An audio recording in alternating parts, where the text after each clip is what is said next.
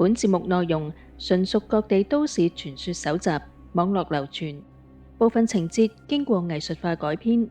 旨在探討民族文化與超自然現象嘅社會心理，保留文化記憶及喚醒大家集體回憶，並非針對任何特定機構、在世或已故人士，亦絕無意圖誹謗或侵犯任何實體之合法權益。節目中所有地名、人名及情節，如有雷同，實屬巧合。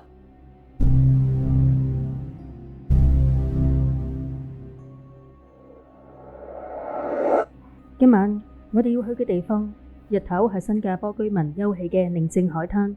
有細路仔堆沙城堡，有情侶散步，有飛機從附近嘅機場起降，轟鳴聲劃過天際。但係每當太陽落山，夜幕低垂，海風開始變得冰冷刺骨嘅時候，嗰度就會傳嚟一啲唔屬於呢個時空嘅聲音。我哋講緊嘅係章魚海灘，唔單止係新加坡，更加係亞洲最著名嘅靈異地點之一。有人曾經話喺深夜見到一群身穿二戰軍服嘅人影喺海邊徘徊，有啲就係冇頭嘅軀體喺沙灘上面滿山行走，更加有人聲稱親眼目睹咗當年嘅行刑現場，好似電影重播一樣喺眼前上演，嚇到當事人落荒而逃，之後發高燒好耐都唔退。點解呢片沙灘會有咁強大嘅怨氣？點解呢啲靈魂徘徊咗80年依然係唔願意離去？呢個唔單止係鬼故事，更加係一段被血浸泡嘅歷史。故事要返到去1942年，嗰時新加坡正面臨二戰以嚟最大嘅危機。根據新加坡國家圖書館官網嘅史料記載，1942年2月15日，英軍向當時嘅日本軍隊投降，新加坡淪陷，之後被改名為超南島。佔領只係幾日之後，一場名為肅清或者係大檢證嘅大規模屠殺行動喺2月18日正式下達指令。當時嘅日軍第25軍下令，所有年齡介乎18歲至到50歲嘅華裔男性必須到指定嘅檢證中心接受檢查。檢查聽起嚟好似係一個行政程序，但係實際上係地獄嘅入口。根據戰後嘅審判記錄同埋歷史學家嘅研究，呢個係一場極其草菅人命嘅篩選。當時嘅日軍憲兵隊並冇固定嘅標準，如果一個人嘅手比較細嫩，就會被認定係受過教育嘅知識分子，係反日分子。如果呢個人戴住眼鏡，亦都會被視為危險人物，甚至只係因為長相比較似某個抗日領袖，就會被拖出去。比如話，同時期嘅資料顯示，當時有所謂嘅以驗印章，認為無害嘅人會喺手臂上蓋一個圓形章，或者係拎到一張寫住檢字嘅字條，證明係良民。但係如果被蓋上或者係畫上一個三角形，咁樣命運就完全唔同啦。嗰一小部分被標記嘅人，除咗極少數被送去監獄嚴刑拷問之外，絕大多數都被五花大綁，塞進軍用貨車，運往新加坡東北端嘅偏僻海灘，亦都就係章魚海灘以及榜鵝、實克亞等地。1942年2月嘅一個夜晚，雖然身處赤道，但係海風吹到人心寒。被捆綁住雙手、蒙住眼嘅華人男子，被軍車一批又一批咁樣載到去呢個海邊。根據戰後揾到嘅日軍陣中日記同埋生還者嘅間接描述，行刑方式極其殘忍。有啲人係背對住大海站成一排，隨住一聲令下，機槍掃射，人好似割禾一樣倒下，鮮血染紅咗潔白嘅沙灘，然後好快被潮汐沖刷進大海。更加令人髮指嘅水刑方式就發生喺章魚海灘嘅海水中。日軍逼受害者走入大海，當水淹沒至腰間嘅時候，軍艦上嘅重機槍就向海面掃射，海水瞬間被染成深紅色，屍體隨住海浪漂浮，場面就好似修羅地獄。關於死亡人數，一直以嚟都有好大嘅爭議。戰後日方承認嘅數字大約係5000人。但係根據新加坡當地華人社群嘅統計，以及1962年大規模挖掘亂葬崗時發現嘅成千上萬具遺骸嚟睇，實際數字遠不於此。學術界普遍推測，喺整個肅清行動中，大約有4萬到5萬人慘被殺害，其中樟宜海灘係最主要嘅處決場之一。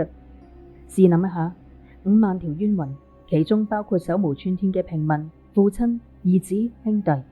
佢哋冇經過審判，甚至唔知道自己做錯咗啲乜嘢，就係咁樣毫無尊嚴咁死去。咁樣嘅怨念真係能夠隨住時間消散嗎？好多喺夜晚經過樟宜海灘公園散步嘅人都聲稱聽到咗海水深處傳嚟整齊劃一嘅腳步聲，或者係人群嘅哭喊聲。嗰種聲音唔似係一般動物嘅叫聲，而係一種充滿絕望嘅低沉嘅呻吟。其中有個個案非常之出名，一位守夜嘅保安曾經向當地嘅靈異愛好者透露，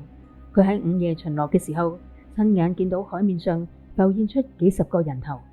嗰啲人頭喺海浪中再浮再沉，似係喺度呼救。但係當佢走近嘅時候，嗰啲頭顱突然間變成咗冒住氣泡嘅黑影，消失喺泡沫之中。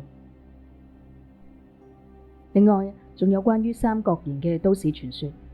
有網友分享，佢喺海灘露營嘅時候，半夜瞓醒，發現帳篷之外站住一個身穿破爛白衣嘅身影。嗰個身影嘅手臂上隱約透出一個發光嘅印記，依稀睇得出係一個三角形或者係交叉嘅形狀。據講，佢係當年嚟唔切蓋章或者係被標記處決嘅冤魂，佢哋喺度尋找嗰啲當年冇發出嘅良民證，喺度等待一個永遠都唔會嚟到嘅釋放命令。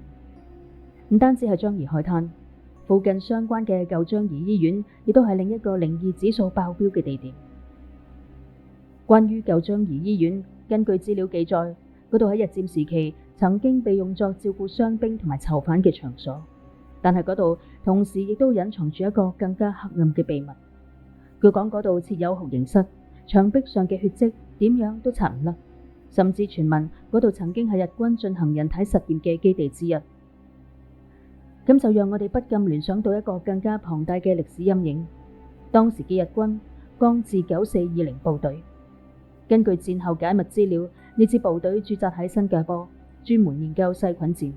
佢哋甚至進行過活體解剖，將鼠疫、兔熱病等致命病菌用於人體試驗。有一件事係確鑿無疑嘅，呢度確實發生過大規模處決。根據資料，戰後同盟國喺新加坡設立咗軍事法庭，對肅清大屠殺嘅負責人進行咗審判。1947年3月，7名日軍憲兵隊同埋陸軍軍官被帶上法庭，最終2人被判處死刑，5人被判處無期徒刑。更加耐人尋味嘅係，有一個關於詛咒同埋報應嘅傳說，至今仍然喺靈異圈流傳。據講，當年下令進行肅清行動嘅指揮官同埋喺樟宜虐待戰俘嘅獄卒，有一部分最終係喺樟宜海灘被處決嘅。有一份資料提到咗一位名叫福克伊嘅將領，佢曾經喺1942年下令喺樟宜海灘處決幾名澳大利亞同埋英國戰俘。戰後佢被判有罪，而且被帶到同一個海灘，以同樣嘅方式處決，結束咗生命。行刑嘅相甚至仲被刊登喺新聞報紙上添。除咗樟宜，西邊嘅沙林份海灘亦都有類似嘅傳說，嗰度係日軍登陸新加坡嘅地點。相傳嗰時嘅戰況非常慘烈，英聯邦軍隊為咗阻止日軍登陸，點燃咗洩漏喺海面上嘅石油，整個海面瞬間變成一片火海，好多仲未嚟得切上岸嘅日軍士兵被活活燒死。所以當地流傳一個禁忌，千祈唔好喺嗰度生火或者燒烤。如果你點燃咗火焰，嗰啲被燒死嘅日軍亡魂會認為你係當年焚燒佢哋嘅人，會前嚟附身或者作祟嘅。我哋成日話鬼魂可怕，但係喺了解咗呢啲歷史之後，真正可怕嘅並唔係嗰啲喺沙灘上面徘徊嘅虛無縹緲嘅影子，而係戰爭本身，係仇恨，係嗰種唔將人當做人嚟看待嘅極端意識形態。嗰啲喺樟宜海灘哭泣嘅鬼魂，如果佢哋真係存在，佢哋或者唔單止係喺度嚇人，佢哋可能係喺度吶喊，係喺度訴說一個不甘心嘅故事。佢哋係歷史嘅餘音。1967年，新加坡喺美芝路建立咗日本佔領時期死難人民紀念碑，4根白色嘅柱並列，象徵住華人、馬來人、印度人同埋歐亞裔共同承受嘅苦難。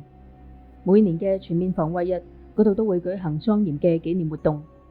和平唔係理所當然嘅，戰爭永遠係人類靈魂最深淵嘅噩夢。